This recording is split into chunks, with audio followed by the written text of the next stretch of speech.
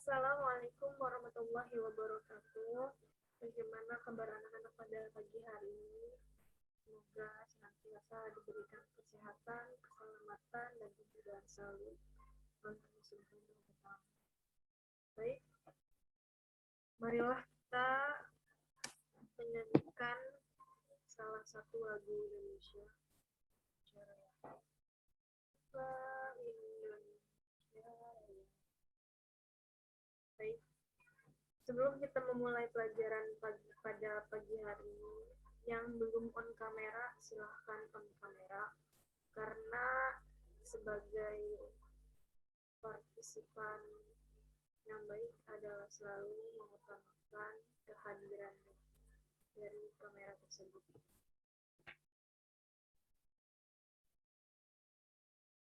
Untuk absensi, siapa yang tidak hadir sekarang, ditulis di kolom chat aja ya, agar lebih cepat. Oke, kita mulai materi pelajaran pada pagi hari ini, yaitu bentar ibu share screen dulu.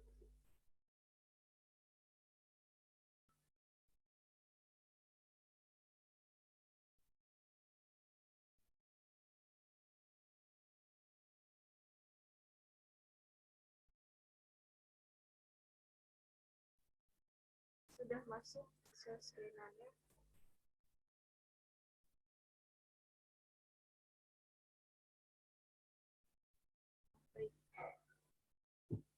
Materi pada pelajaran hari ini yaitu sampaikan padaku walau satu ayat, yang dimana kita ini melaksanakan kegiatan ibadah bisa dengan pelaksanaan khutbah, tabligh, dan dakwah. Yang pertama ada pelaksanaan khutbah. Masuk dulu. Yang pertama ada pelaksanaan khutbah. Apa sih khutbah itu?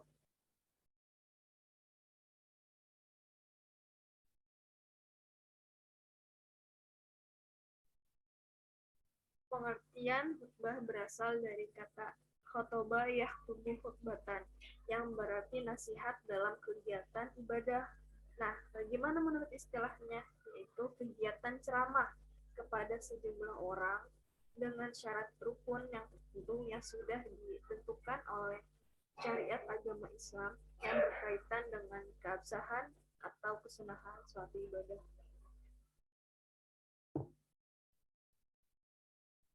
Siapa istilah orang yang pelaksanaan khutbah, yaitu adalah khotib, yang dilaksanakan pada sholat Jumat, sholat Idul Fitri, dan Idul Adha. Nah, selanjutnya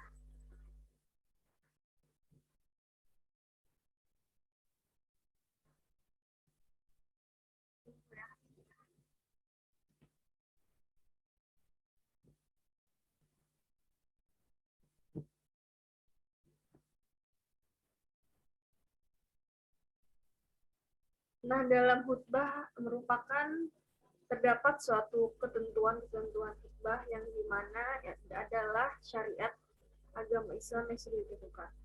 Yang pertama ada syarat khotib.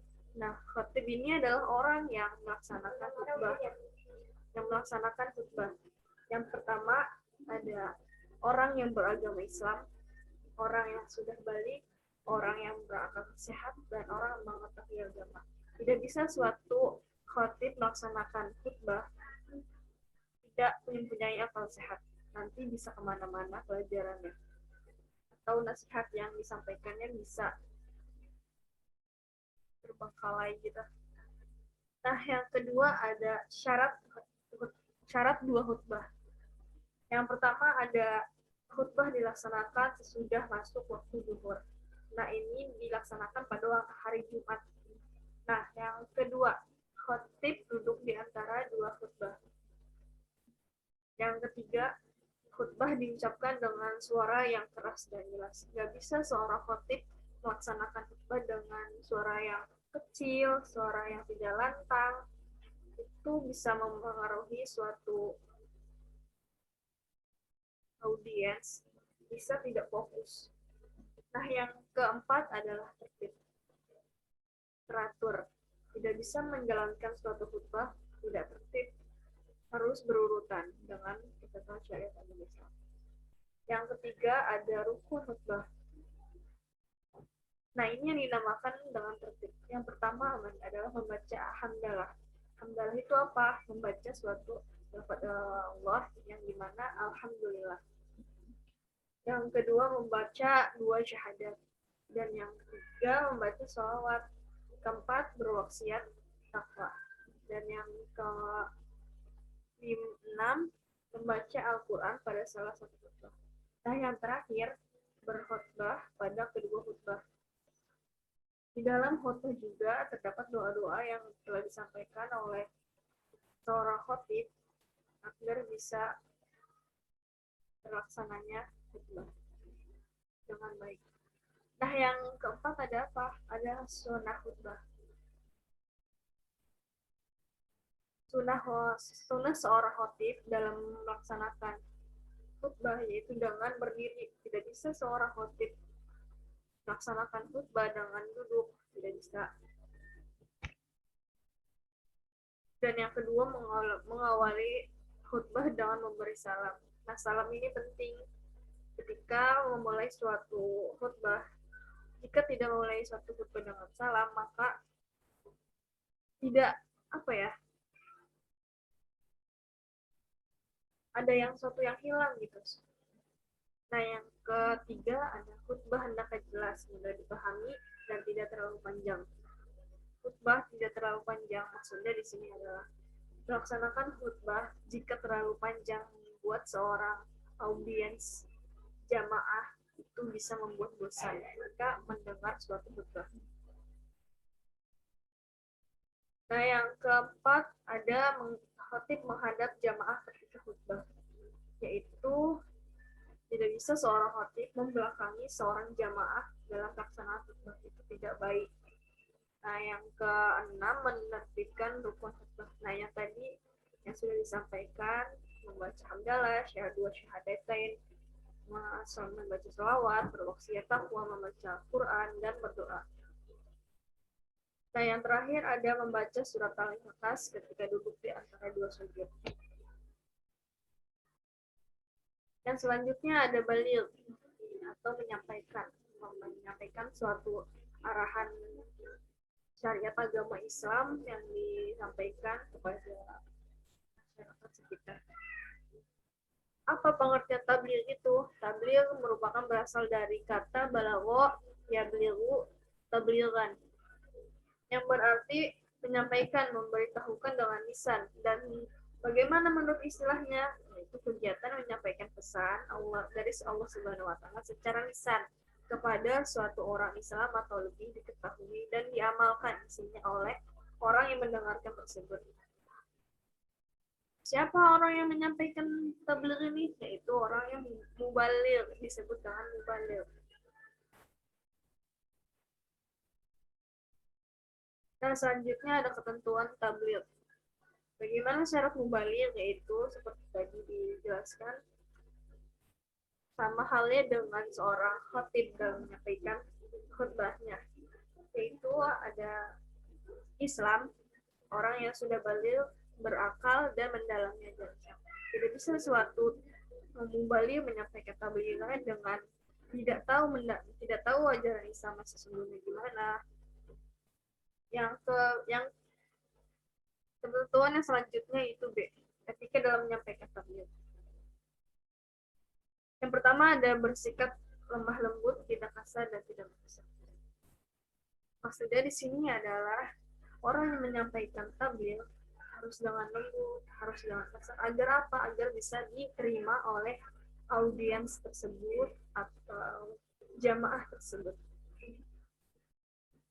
Yang kedua, menggunakan bahasa yang mudah dimengerti. Nah, seorang mubaligh menyampaikan tabligh ini harus menggunakan bahasa yang dimengerti. Tidak bisa menggunakan bahasa yang ambigu. Itu tidak bisa.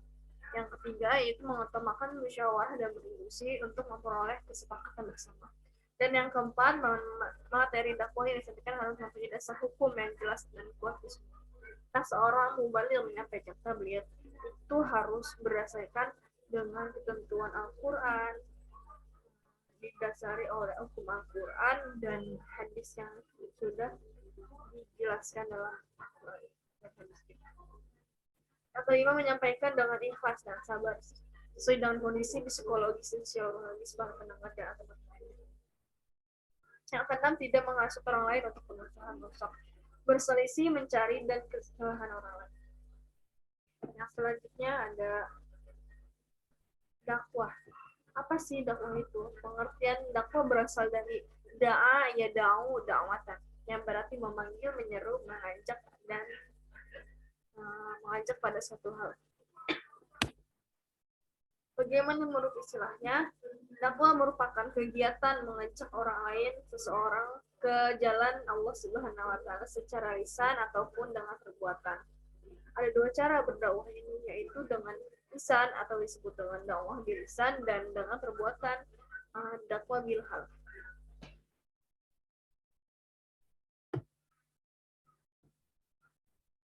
Nah, di dalam dakwah ini mempunyai ketentuan-ketentuan seperti dua hal tersebut yang sudah disampaikan, yaitu di sini ada syarat dai itu apa? Dai itu orang yang melaksanakan dakwah, disebut dengan dai. Bagaimana orang yang apa melaksanakan dakwah, harus dengan apa? Orang yang melaksanakan dakwah itu harus orang yang beragama Islam, tidak boleh orang yang non-Islam. Nah, yang kedua balil. Yang ketiga berakal. Seperti hal tersebut, tidak bisa orang yang gila ataupun tidak mempunyai akal melaksanakan dakwah ataupun hal-hal seperti yang sudah dijelaskan tersebut. Dan mendalami ajaran agama.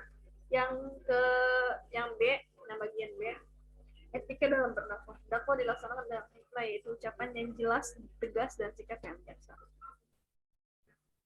Yang kedua, dakwah dilakukan dengan maizatul hasanah atau nasihat yang baik, yaitu cara persuasi tanpa kekerasan dan edukatif, mengembalikan pemikiran.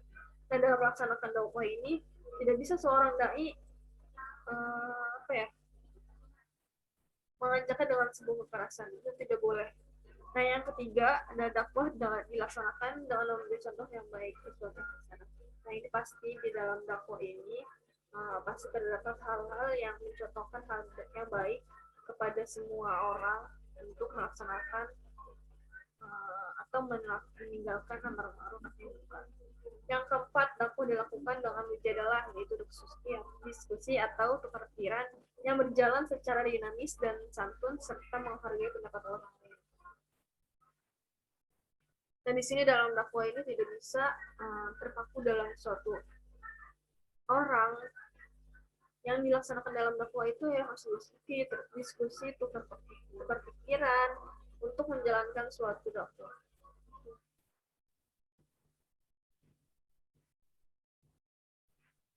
Sesuai dengan materi yang sudah dijelaskan atau ada hal yang belum mudah dipahami, boleh silahkan ditanyakan.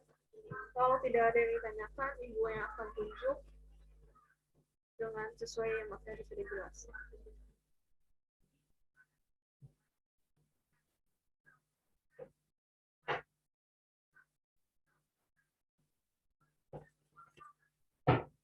Oke, jika tidak ada yang menanya, ibu akan menanyakan kepada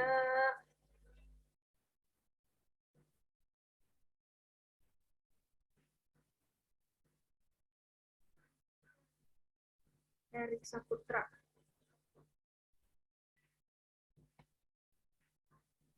Apa hikmah yang dapat diambil dari 3 materi tersebut dan bagaimana contoh hal dalam keseharian sehari-hari untuk 3 materi tersebut? Silakan jawab, Erik Saputra.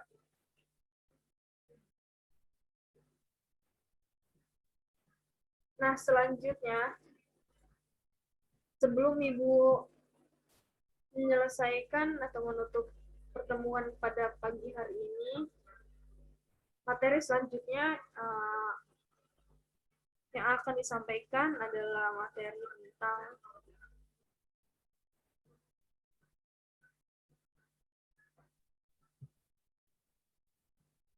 membahas tentang Al-Quran ya. Nah, untuk materi yang sudah saya jelaskan, ada beberapa soal yang akan saya berikan di Google Form yang diisi oleh kalian semua. Dan terakhir tanggal 13 Mei ya, sudah dikumpulkan semua dan diberikan. Oke, baik.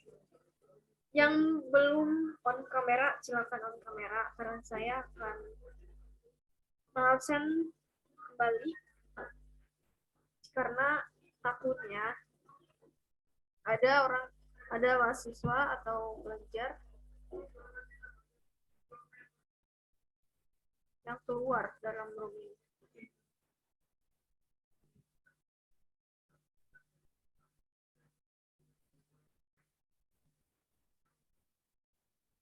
Nah, oke, baik. Sebelum kita akhiri pelajaran pada pagi hari ini, yang dapat saya sampaikan adalah kita sebagai seorang muslim ataupun muslimah itu harus bisa menyampaikan sesuatu hal yang baik kepada seseorang. Untuk apa? Untuk diterapkan dalam kehidupan sehari-harinya untuk memanfaatkan dalam diri seseorang ataupun masyarakat sekitar. Nah, sesuai yang sudah saya jelaskan tadi seperti itu. Pasti mempunyai hikmah-hikmah yang terdalam dalam materi tersebut, seperti khutbah, tablil, dan ataupun dakwah. Baik, sebelum saya akhiri, mohon maaf jika ada kesalahan dalam mengajar. Yang belum on kamera, tetap on kamera ya. Karena ini merupakan penilaian yang baik dalam suatu mahasiswa. Oke, baik. Kita akhiri saja materi pelajaran pada pagi hari ini. Kurang lebihnya mohon dimaafkan. Wabillahi taufiq wal hidayah, waridho wal inayah. Wassalamualaikum warahmatullahi wabarakatuh. Tetap semangat, tetap jaga kesehatan, jaga jarak, karena masa pandemi ini belum berakhir. Wassalamualaikum warahmatullahi wabarakatuh.